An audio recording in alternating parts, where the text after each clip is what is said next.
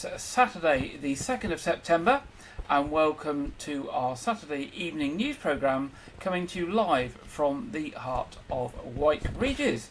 And in the news this week, the cattle have been washed and blow dried, sheep trimmed, pigs have been prepared, giant vegetables are being put into place, cakes baked, tractors polished, thousands of metres of marquees have popped up, and everything was ready for the Dorchester show to start this morning when the gates were opened. It's Dorset's biggest rural celebration, the Dorset County Show. This year looks to be jam-packed with a host of exciting new attractions as well as a new layout to help make the visitor experience even more enjoyable. New attractions at this weekend include the world's largest monster trucks revving in with spectacular car-crushing stunts. There's also the Dorset Axemen, who will be thrilling crowds with their fast and furious wood-cutting demonstrations in the new Woodland area. Mounted Pony Club games and Shetland pony racing feature for the first time in the new Hilltop Ring. In the new Heavy Horse Village, visitors will be treated to demonstrations enjoying a chance to get up close with the beautiful Shire horses.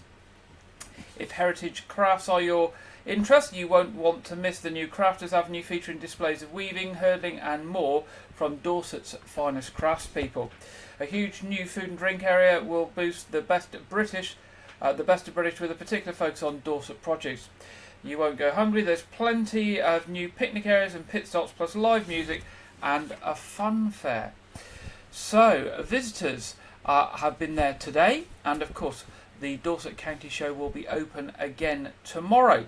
Tickets are available now only on the gate, and if you're going to the show, follow the showground signs as you approach Dorchester. Parking is free, but there is a fee for entry to the show, and it looks like the weather is going to be good tomorrow for anybody who's going to the show tomorrow, and it looks like they've had a reasonably good day today as well.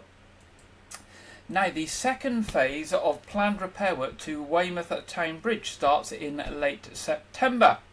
In 2022, Dorset Council carried out repairs to welds on the surface of half of the bridge, and this autumn the other half will receive the same repairs.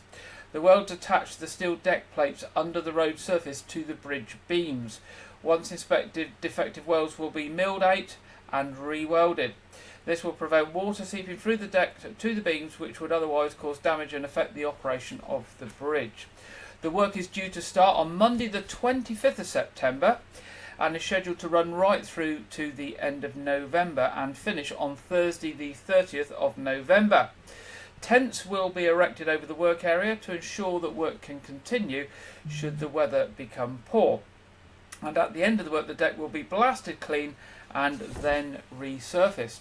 Now, during the work, diversions will be in place. The bridge will be closed to vehicles 24 hours a day, 7 days a week, and signed diversions will route road traffic. Pedestrians will be okay, and pedestrian access will be kept on one side of the bridge throughout the works. To assist heavy goods vehicles making local deliveries, a one-way system will be in place overnight from 6 p.m. to 9 a.m. Delivery vehicles will be directed south into the town along St Thomas Street and north out of town along St Mary Street. Councillor Ray Bryan, portfolio holder for Highway, said Travel and Environment said the bridge has over 2,700 welds attaching the steel deck plates to the bridge beams, and last year the team replaced 267 on one half of the bridge. Once they've surveyed the welds on the second half, they will carry out repairs to protect this vital lifting bridge for many more years to come. It's a complex process protecting the historic bridge while maintaining it for modern day traffic, but one that our skilled team carry out carefully and efficiently. I thank everyone for their patience while this work is completed. So the town bridge will continue to operate for harbour users with scheduled lifts Monday to Friday 8 a.m. to 6 p.m. and a single leaf lift at midday. Mariners are asked to book bridge lifts by 4 p.m. the day before with the Weymouth Harbour office either by telephone or on VHF channel 12. And it's intended that weekend bridge lifts will return to the normal routine, but they may be required to work on Saturday, so mariners are advised to check ahead of the weekend. There you go. So that will cause a bit of disruption, but it's necessary work that has to be done to keep the bridge there on the harbour working for the future. Now, very sadly, the search on Monday for a diver who had gone missing off Portland Bill was called off after the body of a man believed to be in his 40s from Hampshire was found in the water, and he was pronounced dead. A spokesman for Dorset Police said his next of kin had been informed and the coroner has been notified. The Coast Guard had been assisted in the search for the diver by Weymouth lifeboat approximately 2 nautical miles south-east of Portland Bill, and in addition to Weymouth's Ernest and Mabel, lifeboats from Exmouth and Swanage also took part in the search, as well as the Coast Guard helicopter and other local vessels. Also, officers searching for a missing man, Daniel Matthews in Weymouth, had sadly found a body. At approximately 9:35 a.m. on Thursday the 31st of August, the body of a man was located at Castle Cove Beach. Dorset Police would like to thank everyone who assisted with the searches, and their thoughts are with Daniel's family and loved ones at this extremely difficult time. Now, staying with police and other services, a free security marking event for harbour users will take place on the Westway Road pontoon on Friday, September the 15th from 11 a.m. to 1 p.m, and a second session will be held at Noath Quay pontoon on the same day, that's Friday, September the 15th from 2 p.m. to 4 p.m. The security marking event is organised by the Marine Unit from Dorset Police, the Weymouth Harbour Master and Marine Watch. As well as the security marking, those that attend will have the opportunity of getting updated on marine security matters and the opportunity to join the Harbour Watch scheme.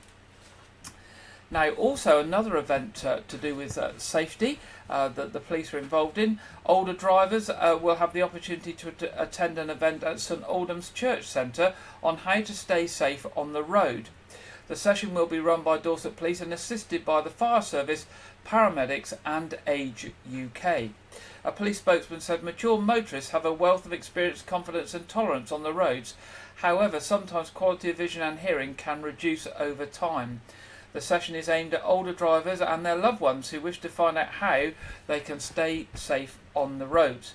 Now, if you're interested in attending that and booking a place, if you go onto Google and search for Older Drivers Event Weymouth and put in Eventbrite, that's the booking system, then you will find it. Older Drivers Event Weymouth, Eventbrite.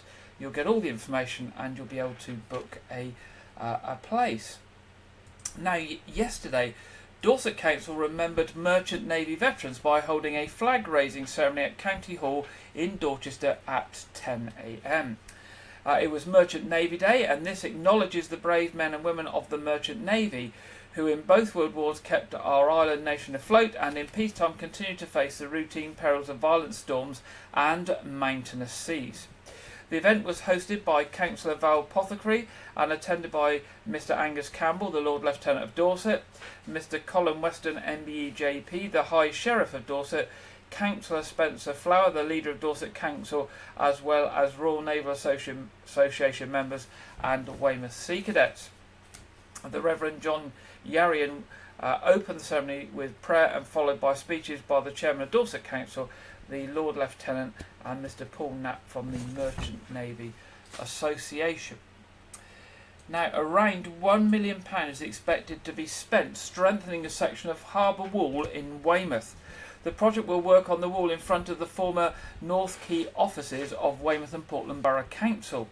Dorset Council has been advised that the repair and strengthening for a 235 metre section will be less costly than a complete rebuild and should extend the life of the wall for well over 30 years. Part of the work is also likely to include a raising of the height of the sea wall with anticipated higher sea levels predicted for 35 to 40 years' time. The estimated cost has been put at £800,000 excluding VAT. Dorset Council says it intends to keep costs down by using the Hanson Company, as they will also be responsible for the demolition of the former Weymouth and Portland Borough Council offices opposite. A report that goes to Dorset Council Cabinet meeting this week states, utilising the services of one contractor for both the North Quay demolition work and the wall repair and strengthening work simultaneously will not only save time and cost but will also be less disruptive to the public. Councillors are being asked to give approval that some of the work to the masonry can start as soon as possible, either on a temporary or permanent basis, as a depression which has appeared in the footpath indicates that film material behind the wall has loosened or been flushed away. A report says the wall is at or near the end of its useful life, although many of the sections are still capable of being repaired or strengthened. Its condition is better than some other harbour wall areas, mainly because it is some way from the direct action of the sea or the berthing of large vessels. Some sections of the wall show clear signs of cracks, with plants growing in some areas, further weakening the structure. Now, if approved, the main works are expected to be undertaken within the next 3 years. Police are appealing for help from members of the public. First, for witnesses to come forward following a burglary at a shop in Dorchester. Dorset Police was called at around 1:05 a.m. on Monday the 28th of August to a report of a burglary at Gould's fashion store in South Street. A quantity of perfume was stolen during the incident. The offender is described as approximately 5 feet 4 inches tall and was wearing a hooded top with a logo on the left arm, cuffed jogging bottom with zipped pockets, Crocs with socks and a covering over their nose and mouth. Police Constable Abby Snelling of West Dorset Police said, "I am carrying out inquiries into this incident and I'm keen to speak to anyone who saw what happened." Officers are also investigating a public order incident in Weymouth and are appealing for witnesses or anyone with information to get in touch. Dorset Police received a report at 2:25 a.m. on Thursday the 24th of August that an aggressive man was refusing to leave McDonald's in the Jubilee Retail Park. It is reported that the man was verbally abusive to staff members and made threats towards them, as well as shouting homophobic abuse. The subject is described as white, aged in his mid-20s, 6 feet tall and of slim build with short, dark hair. And finally, police officers investigating alleged criminal damage in Weymouth are appealing for anyone with information to come forward. Dorset Police received a report at 3:15 a.m. on Wednesday the 30th of August that a man was kicking cars on the Esplanade. Damage was caused to 3 vehicles that were parked in the area. Officers attended and a 20-year-old local man was arrested on suspicion of criminal damage. He has been released under investigation while inquiries continue. Now, if you are a witness to any of those events, if you know anything about them, you have any camera footage or CCTV footage or dashcam footage, all the usual sorts of things that Dorset Police want, or you have any information that they may find useful in connection with these incidents, you're asked to give them a call on either 101, or if you wish to give the information anonymously, you can do this via the Crime Stoppers charity on 0800 555 111. That's 0800 555 111. Now, a £1 million project has been launched to restore Dorset's peatlands.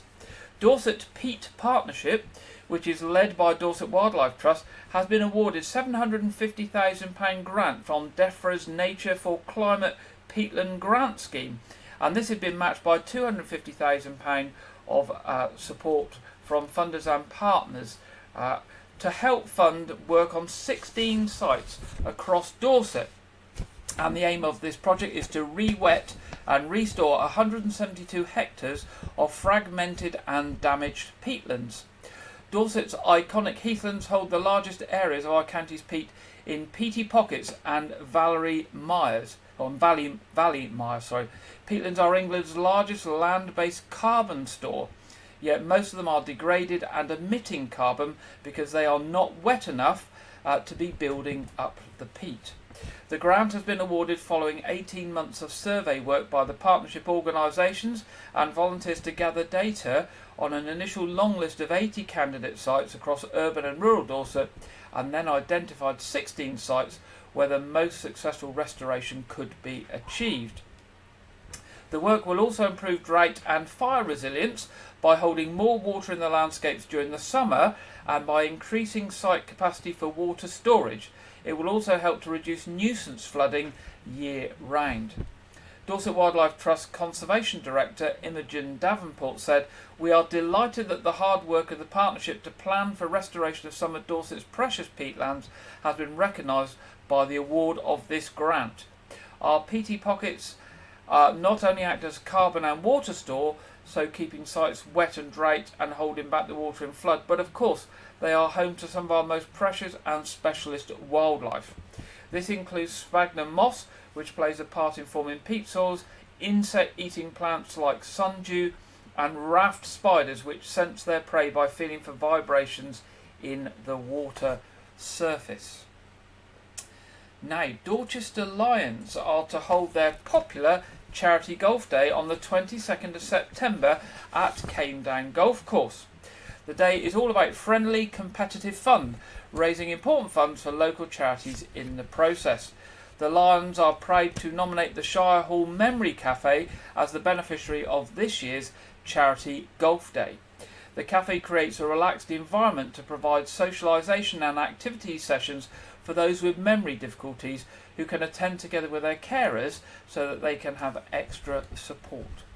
Entry for the golf day is £40 per player, playing in teams of 4 men, 4 women or a mixed team. You don't have to be a brilliant golfer. The handicap scoring system ensures everyone has a good chance of doing well. There will also be fun on-course competitions like Nearest the Pin or Nearest the Lion, and the overall team winners will be the recipients of the majestic Dorchester's Lion Golf Trophy. The entry fee not only includes a full round of golf but also a hot drink on arrival, mid-round refreshments and food for players after they've finished their game. In addition, there will be a raffle and prize giving on the day. Now, if you're interested in that, simply ring or text Andy on 07815 873 246. That's to ring or text Andy on 07815 873 246. Now, major renovation works are to take place at the Garden of Remembrance at Weymouth Crematorium. From September the 18th, the area of the Rose Garden will be surrounded by barriers and there will be no access to the garden until the works are completed. The works will involve safety improvements to the area surface, better access for people using mobility aids, improved drainage around the area, aesthetic redesign of the Rose Garden, developing plant health and the creation of a central butterfly garden. At certain times throughout this period there may be machinery on site, but the workers will do their best to keep the noise level to a minimum.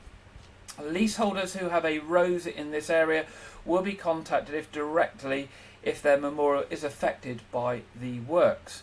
The works are expected to be finished within about 2 weeks. Dorset Council said once confirmed it will announce the reopening date of the Garden of Remembrance. And if anyone has any concerns or would like more information about these works, please email, call or visit the crematorium office staff, where staff there will be pleased to answer any of your questions. And finally, in tonight's headlines, a busy route along Weymouth seafront will be closed overnight for roadworks.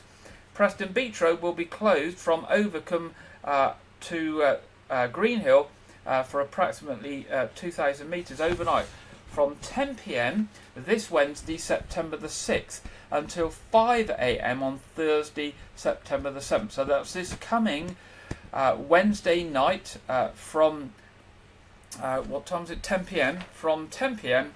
until Thursday morning at 5 a.m.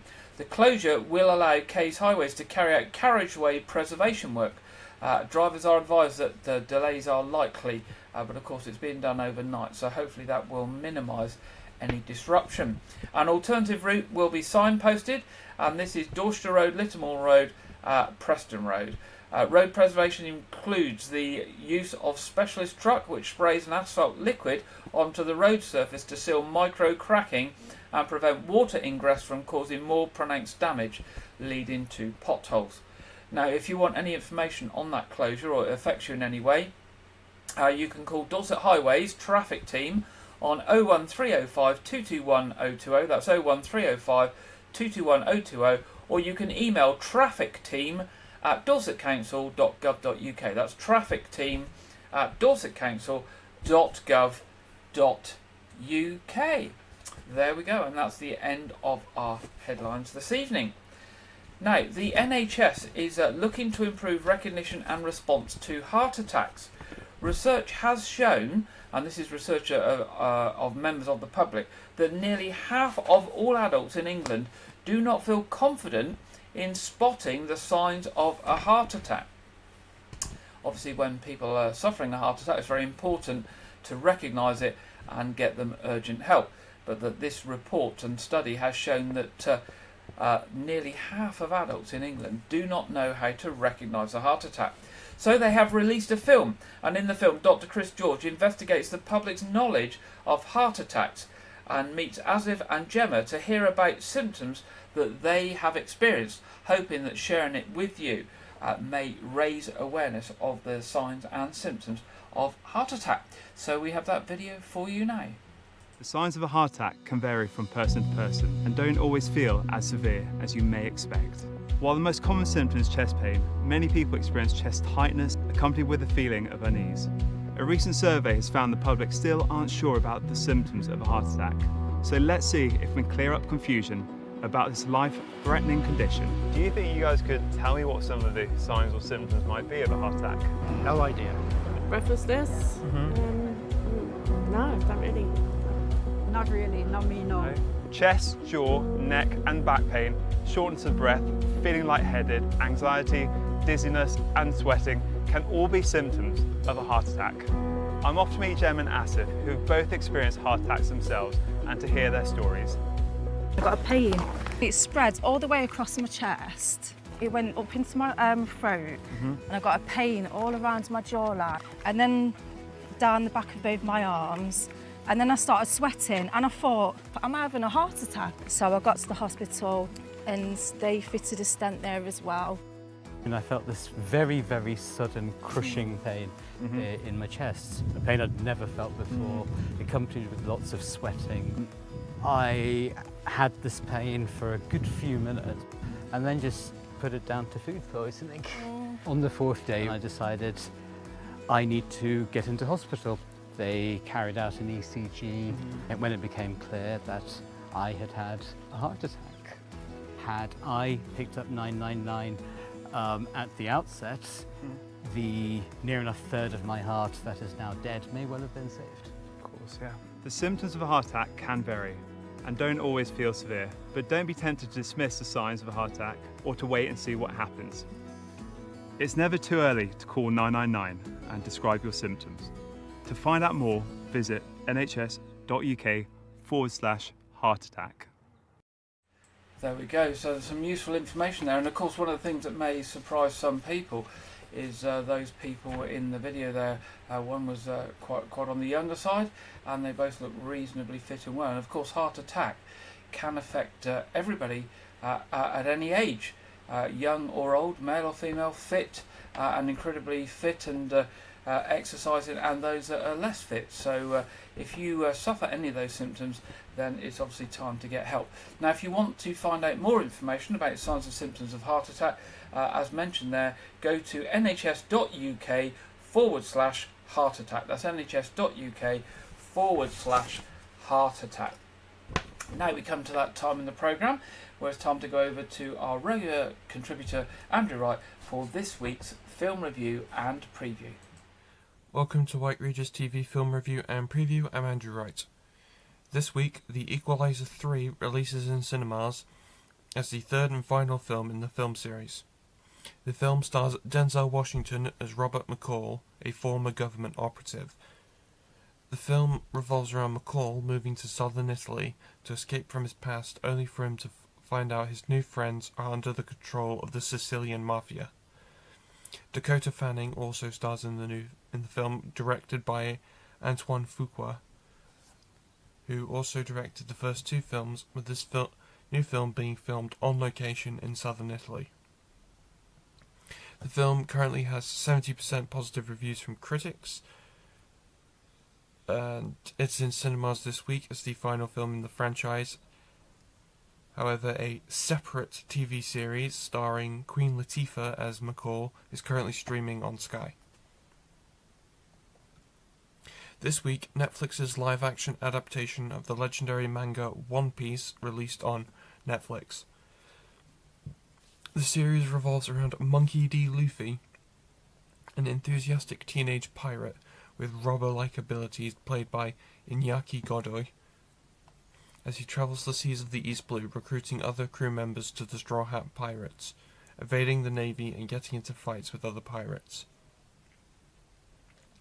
The other members of the Straw Hat Pirates are Makenyu as Roronoa Zoro, a bounty hunter who uses the three-sword style, Emily Rudd as Nami, an enigmatic thief, Jacob Romero Gibson as Usopp, an inventive sniper, and Taz Skylar as Sanji, a woman-loving chef who uses martial arts that focus on fighting with his legs.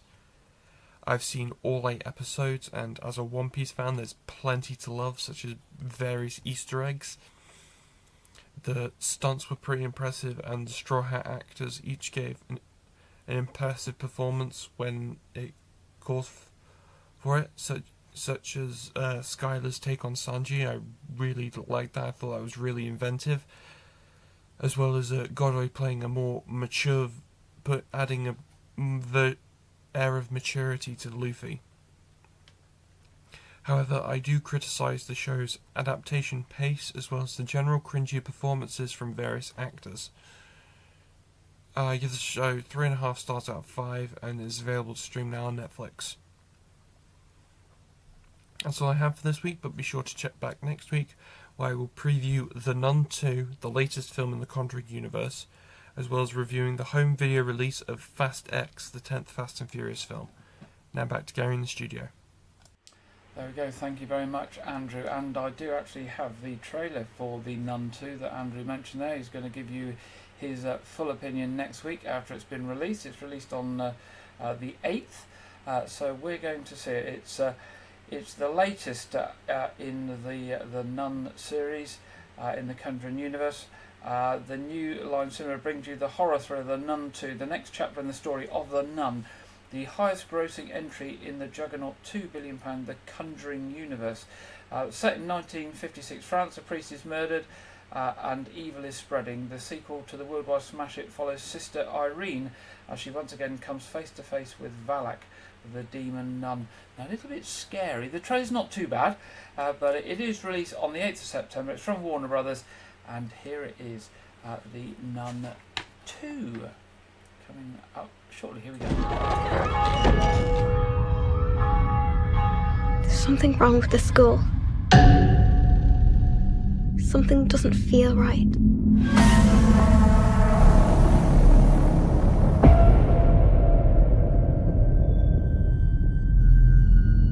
Sophie, what happened? I think there's something here that's not meant to be.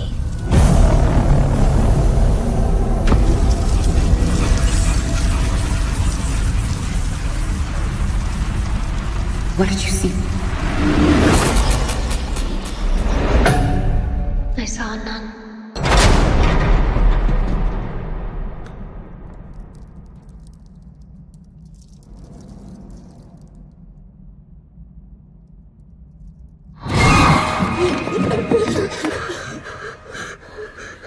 What did she do? She's standing there.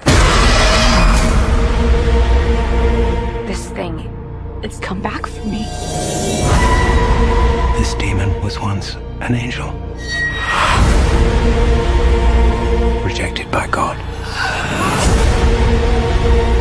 Stripped of power. It wants that power back.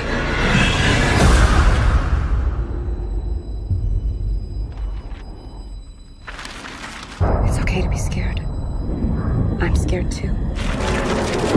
You send that thing back to hell.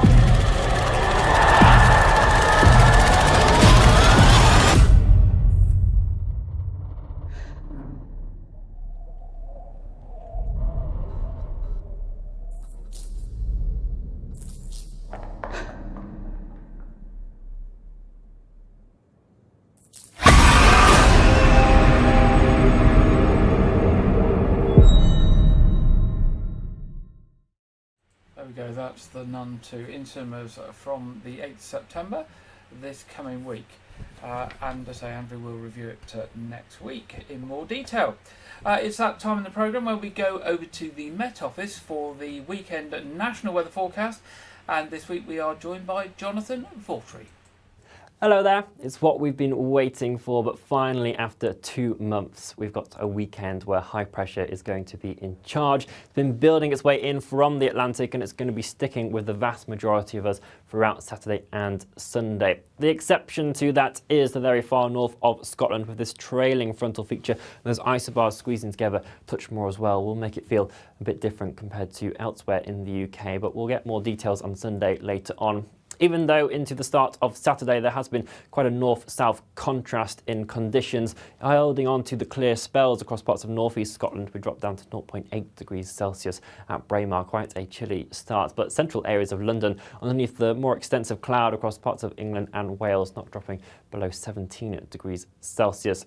The cloud that has been around is slowly breaking its way up, and increasingly into the afternoon more of us will see those sunny spells developing. Sunshine could still be hazy at times as the cloud comes and goes, but a relatively fine afternoon for many of us. Can't rule out the odd light shower for parts of England and Wales, but they'll be fairly fleeting. Most of us won't see one and will stay largely dry.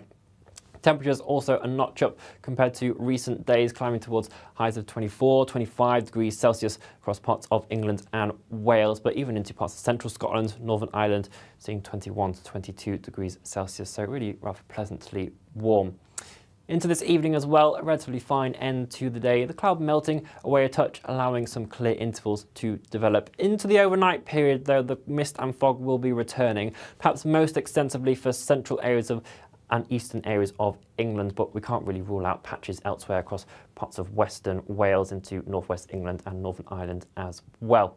It is, though, going to be the far north of Scotland where we start to see that frontal feature becoming a bit more present. Outbreaks of heavy rain for parts of the Isle of Lewis and towards Orkney and Shetland throughout the early hours of Sunday morning. It will also be turning quite windy around coastal areas in particular. A quite noticeably warmer night to come for northern areas of Scotland underneath all that cloud and the breeze. Compared to the 0.8 degrees that we had on Saturday morning, some areas could be holding up around 13, 14 degrees, perhaps 15 degrees Celsius across those northern coasts of Moray and Aberdeenshire. Elsewhere, it will also be a relatively mild night once again. Most towns and cities holding up around 13, 12 degrees Celsius. Some rural spots may still drop down into single figures. Once the early mist and fog does clear its way off across Northern Ireland, Wales and England, should be another relatively fine day. A good amount of sunshine coming through and will again feel pleasantly warm in there as well. Perhaps a touch more wispy cloud for parts of Northern England, Southern Scotland into Northern Ireland as well. So again, skies could be milky at times, the sunshine slightly hazy, but it's going to be northwest Scotland that holds on to the thickest and most persistent cloud. Whilst the rain will be heavy at first, it will tend to ease off as we head towards lunchtime, so generally turning lighter and patchier, but still for the western northern Isles down into the Highlands, a relatively damp day here and quite windy as well. Gale force winds across parts of coastal areas, those gusts of 35, 38 miles an hour, really making it feel noticeably cooler and very different compared to elsewhere in the UK, where those winds are going to be much lighter, pretty much flat light across the board. And with those light winds and the sunshine, temperatures responding once again, climbing more towards 26 degrees Celsius, particularly across eastern areas of England, but widely, many of us reaching the mid-20s. Just down a touch across Northern Ireland, central Scotland, 21, 20 Celsius, but eastern areas of Scotland where you're sheltered from that breeze and see a little bit more sunshine, still a very pleasant, warm 23 degrees Celsius. Into the evening as well, many of us getting off with a relatively nice end to the weekend. Cloud melting away, some late sunshine as well, the rain just persisting across the far north there as well. As we head into the new working week, high pressure is going to be staying with us for the vast majority of us. Again, the best and most prolonged amounts of sunshine will be further towards the south of the UK. The cloud just coming and going, a touch more still across the far north and stretching down into central Scotland, parts of Northern Ireland as well. Temperatures, though, will be continuing to climb widely into the mid-20s, if not the high 20s by the time we reach Tuesday and Wednesday. 29 degrees Celsius, certainly possible. We may also climb towards 30 degrees Celsius in a few spots as well. And that's a temperature we haven't reached since the very start of July. So we might be into meteorological autumn, but it's giving us something a bit more summery that many of us have been missing. We'll keep you up to date, of course, on all the latest across our social media channels, so do follow us there for all regular updates and information, and we'll be back here with your next broadcast very soon. Bye-bye. Thank you very much there, Jonathan, and looks like summer has finally hit us, as the summer has technically finished. The weather's turned to summer, so let's see what we've got this week.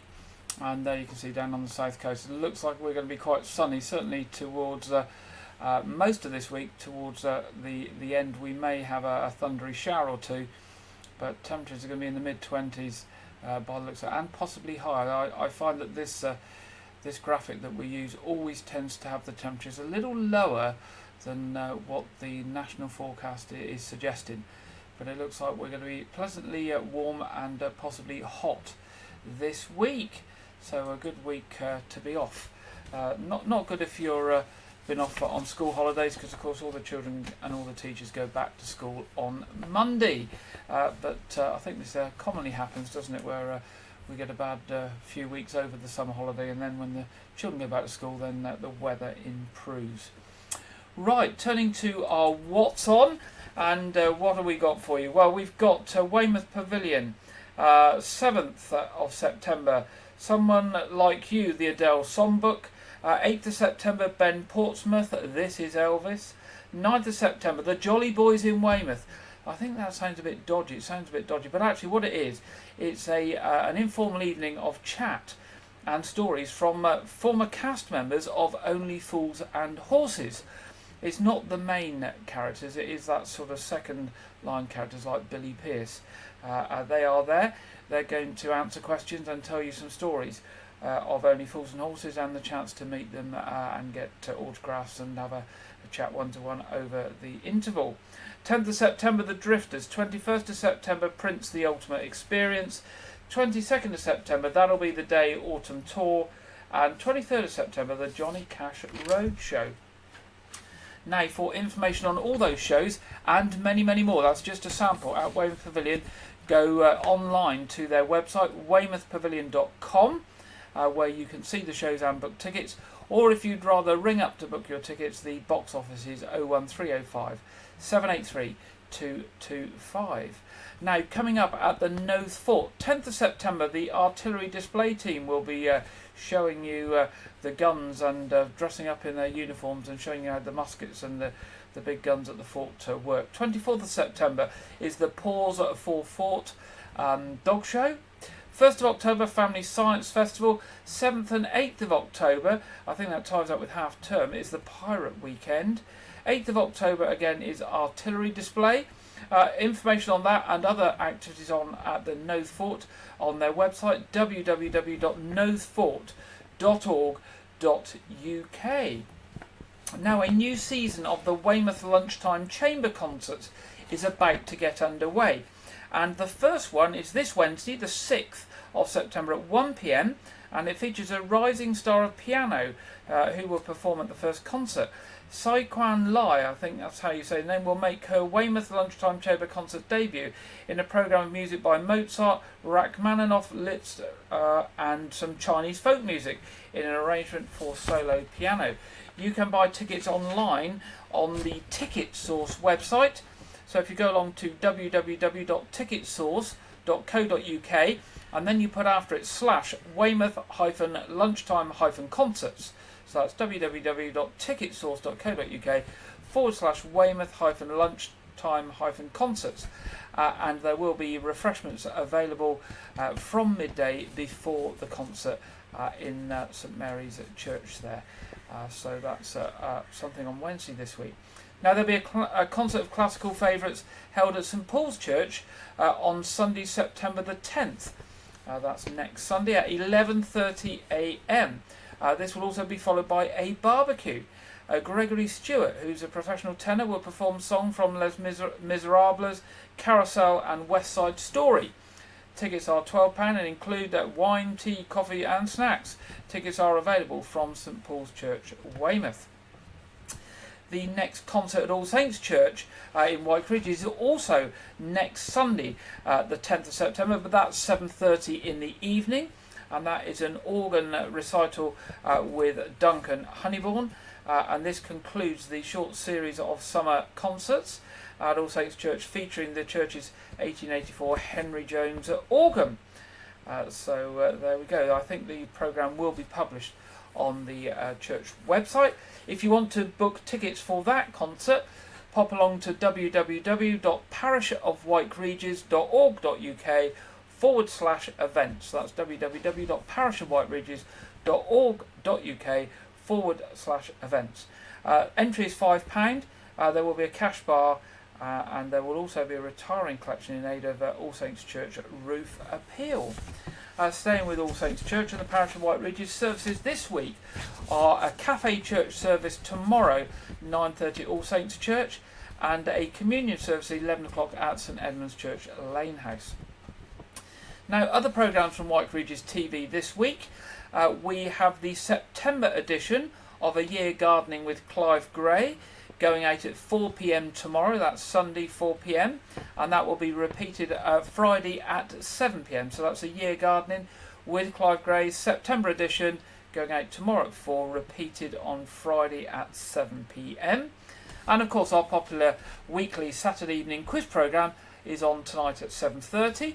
That's welcome for everyone to join us.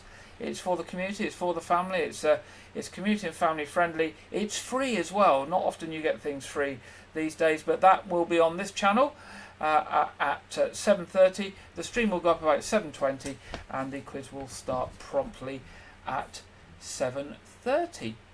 Well, that brings us to the end of another programme. It looks like we're going to have a lovely weekend and a good week ahead. Maybe tomorrow you will be off to the second day of the Dorchester show, or maybe you'll be looking to book yourselves on one of those shows at the Pavilion, or one of those concerts, the midweek lunchtime concerts, or the concert at St Paul's or All Saints Church next Sunday. Lots going on for you. Of course, if you want to tell us about any other events, any concerts, any fundraising events, or anything going on, or any local news, you can drop us a line at any time at news@whiteregis.tv. That's news@whiteregis.tv, and we'll be very pleased to hear from you. So that's it. We've come to the end of the programme. Thank you very much for joining me again this week. I will be back with you 6 o'clock next Saturday. Have a nice weekend and a good week ahead, and I look forward to being with you next week. Good night.